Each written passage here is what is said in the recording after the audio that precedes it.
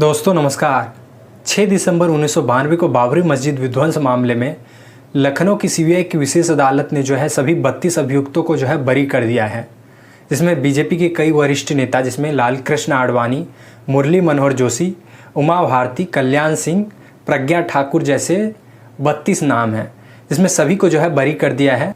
अदालत ने कहा है कि बाबरी मस्जिद का गिराया जाना पूर्व नियोजित नहीं था, यानी कि इन 32 के खिलाफ भीड़ को भड़काने का कोई सबूत नहीं है और इसीलिए इन्हें बरी किया जाता है। आगे आप ये वीडियो देखें, इसमें आप खुद डिसाइड करें कि ये भड़काने की कोशिश था कि नहीं था। सर, क्या था वो केस? साजिश थी या अचानक से सब कुछ हो गया, कार सेवक अपने आप आ गए और फिर वो ढांचा ढह गया, जैसा कि ज्यादातर नेता कहते रहे हैं? राजनीति चमकी है लेकिन नेताओं की उससे। देखिए, इसे साजिश कहना बिल्कुल गलत होगा, लेकिन ये पूरी योजनाबद्ध तरीके से जो तैयारी की गई थी उसी का हिस्सा था और उसी में यह बाबरी मस्जिद का ढांचा ढहा।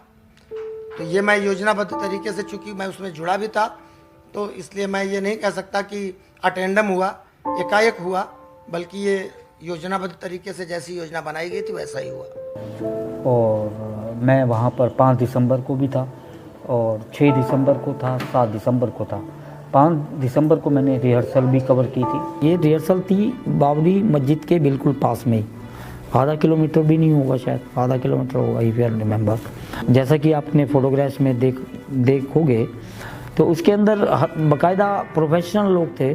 हथौड़े या जो बिल्डिंग गिराने का जो सामान होता है, जो इक्विपमेंट वेल इक्विप, जो कुदाल वगैरह, वो सारे के सारे रिहर्सल कर रहे थे। अभ्यास हमारा 5 दिन पहले से चल रहा था। 800 कारसेवकों का, जिसमें हर प्रांत के लोग थे। आखिरी लक्ष्य क्या था आपका? आखिरी लक्ष्य हमारा था ढांचे का ढाना। 6 दिसंबर को हम पहुंचे वहाँ पर, तो 2 मंच बने हुए थे। एक तो वीआईपी मंच था, आडवाणी, जोशी वगैरह सारे के सारे वहाँ थे। दूसरा एक और था, 3 फ्लोर की बिल्डिंग थी या 4 फ्लोर की, उसमें सारे मीडिया वाले ऊपर थे। तो जब मॉस्क टूटने लगी, लोग चढ़ने लगे, सेम मेथड का उपयोग कर रहे थे, तो अचानक उन्होंने मारना शुरू कर दिया जो मीडिया थी।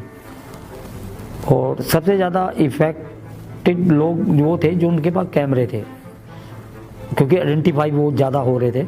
एक्चुअली उनको ब्रीफ किया था कि सारे एविडेंस ख़त्म करने हैं, तो कैमरे जो इतने भी थे ऊपर से फेंक रहे थे, 3rd फ्लोर से 4th फ्लोर जो भी था वो तोड़ रहे थे। हम भागे वहाँ से और टुवर्ड्स जहाँ आडवाणी थे, ताकि उनको बोला जा सके कि रोको इसको। अपने जैकेट में कैमरा छुपाया और ऊपर मैं पहुँचा आडवाणी के पास और उनको बोला कि ऐसे ऐसे हो रहा है, आप इनको रोको। नोबडी वाज बोदर, बल्कि मंच के ऊपर वो नारे लगा रहे थे, जय श्री राम, सुप्रीम कोर्ट की आज्ञा का पालन करो। सुप्रीम कोर्ट का ऑर्डर था ना कि मॉस्क नहीं टूटनी चाहिए, तो पालन करो। लेकिन बाद में वो हंस रहे थे, मतलब दे वर जस्ट जोकिंग कि सुप्रीम कोर्ट की ऑर्डर का पालन करो, और बाद में सारा का सारा जो पब्लिक थी वो हंसती थी। नॉनसेंस।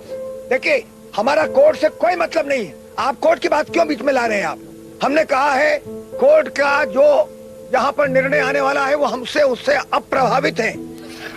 लोग कहते हैं कि आप अदालत का फैसला क्यों नहीं मानते? अदालत क्या इस बात का फैसला करेगी कि यहाँ पर राम का जन्म हुआ था कि नहीं हुआ था? आपसे तो इतनी आशा है, बीच में मत पड़ो।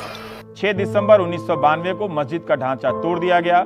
यथास्थिति रखने के आदेश का उल्लंघन करते हुए मस्जिद तोड़ी गई। अदालत को जबकि आश्वासन दिया गया था कि यथास्थिति रहेगी, मस्जिद का ढहाना कानून के राज का खुला उल्लंघन था। सुप्रीम कोर्ट के इस फैसले में यह 2 फैसले बेहद महत्वपूर्ण हैं। हजारों की संख्या में लोग और कई बड़े नेता इस काम में शामिल थे या मस्जिद गिराने के वक्त मौजूद थे। ढांचा जो गिराया गया, उसको गिराने को भी आपने मैं बिल्कुल गई थी, ये मैंने कल भी कहा है, मैं उससे बिल्कुल नहीं पलट रही, क्योंकि मैं गई थी, ढांचा तोड़ा था। तोड़ने गए थे ना ढांचा? आप कहीं तोड़ने? किस पे? बिल्कुल गई थी मैं, ढांचे पे चढ़ के तोड़ा था मैंने, और क्या बताऊँ आपको। और उसका गर्व है आपको? अरे गर्व, भयंकर गर्व है मुझे। जब एक गुम्बद गिर गया तब उस मंच से नेताओं ने भाषण दिया, जिसमें उमा भारती जी ने ये बात कही थी कि एक धक्का और दो, बाबरी मस्जिद तोड़ दो। आपने सुनी थी वो बात? वो बात रिकॉर्डेड है, हमारे सीबीआई कोर्ट में भी है, मैंने भी सुनी थी अपने आंख से, उसका सबूत है। मेरा ये कहना है कि कोई साजिश नहीं थी, सब कुछ खुल्लम खुल्ला था। साजिश तो तब होगी जब मन में कुछ और हो, बाहर कुछ और हो। तो दोस्तों, आपने जो है ये वीडियो देखा, इसमें बीजेपी के कई वरिष्ठ नेता हैं जो साफ साफ कह रहे हैं कि ये जो घटना थी वो पूर्व सुनियोजित थी और इसमें जो है उन्होंने जो है हिस्सा भी लिया था, जिसको लेके उन्हें गर्व है। वहीं बीजेपी के प्रज्ञा ठाकुर साफ साफ कहती है कि इसको लेके जो है उन्हें भयंकर गर्व है कि वो जो है ढांचे को जो है अपने हाथों से तोड़ दिया था। वहीं आडवाणी जी साफ साफ कहते हैं और भीड़ को जो है उकसाते हुए दिख जाते हैं कि उन्हें जो है अदालत पे भरोसा नहीं है, वो तय नहीं करेगा कि वहाँ पे जो है मंदिर था या फिर मस्जिद था। तो आप जो है ये साफ देख सकते हैं कि किस तरह से जो है उन्हें भड़काया जा रहा है और इसको लेके जो है अदालत जो है ये कह रही है कि उनको जो है कोई इसको लेके कोई सबूत नहीं है और ये जो घटना है पूर्व सुनियोजित नहीं थी। दोस्तों, इस घटने में जो है पूरी तरीके से जो है वीडियो मौजूद है, पूरी तरीके से जो है साक्ष्य मौजूद है। इस वीडियो को जो है टेलीविज़न पे प्रसारित किया गया था उस समय भी और अभी भी जो है मौजूद है।